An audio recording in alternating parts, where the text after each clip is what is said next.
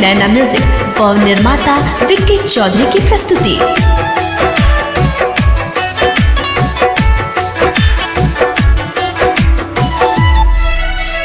प्यार में हमरा धोखा दो तो लेकिन गोरी कल ही गए। खून से हमर लगा के मेहंदी पिया संग चल जब ही गए। प्यार में हमरा धोखा दो तो लेकिन गोरी कल ही गए।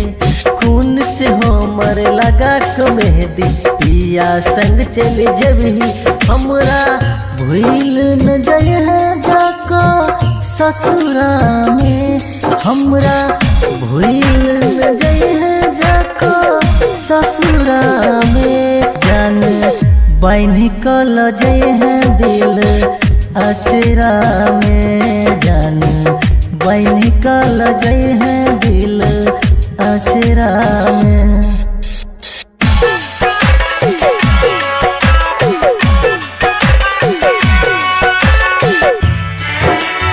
डीजे मिट्ठू राजा पटसोनी।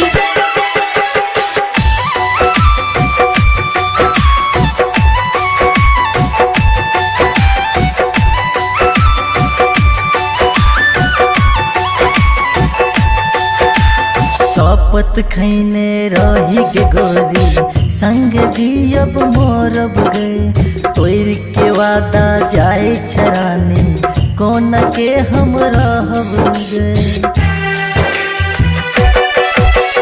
शपथ खैने रही के गोरी संग दियब मोरब गए। तोर के वादा जाए छरानी कौन के हम रहब। हम तो रात दिन रही तोरा असरा में। हम तो रात दिन रही तोरा असरा में। जान बाइन कल जाए दिल अचरा में। जान बाइन कल जाए दिल अचरा में।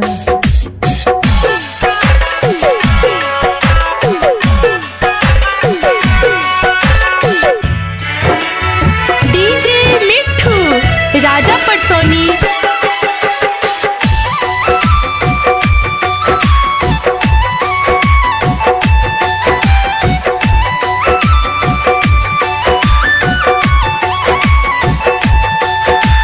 प्यार करे के एहन साजा नहीं पता कि मिलते गे।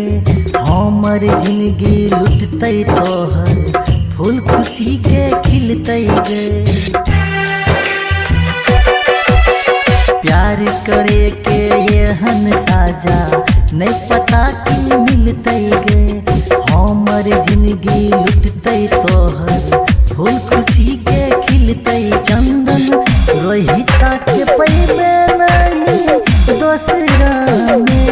उमे से दीवाना के पैबे नहीं दोसरा में। जान बाइन कल जाए दिल अचरा में। जान बाइन कल जाए दिल अचरा में। सब्सक्राइब करें नैना म्यूजिक का यूट्यूब चैनल और देखें अपनी पसंद के मैथिली भोजपुरी के धमाकेदार ऑडियो वीडियो। तो सब्सक्राइब करें व सामने दिए लाल बटन को जरूर दबाएं।